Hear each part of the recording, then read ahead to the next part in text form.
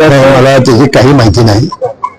पण ते जयंत पाटील साहेबांचे जे उद्योगीकरण हे आहे त्यावेळी मनाला यातना झाल्या. जयंत पाटील यांना त्यांचं प्रदेशाध्यक्ष काढून घेण्याबाबत देखील आग्रह झाला.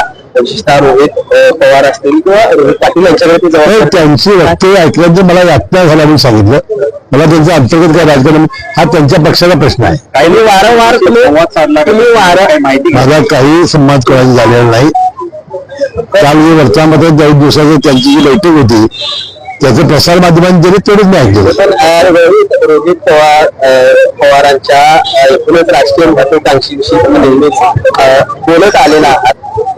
त्याचं जे लेखक नाही ते ज्या पद्धतीनं आम्ही माझ्यावर किंवा अजितदादांच्यावर टीका करत होते तेव्हा मी त्याला म्हणतो किंवा अजितदादा पवारांची जागा गेली यांना घाई झालेली आहे. त्याने निवडणुका झाल्या, आम्ही सत्तेवर आलो. आता रोहित पाटलांची माझी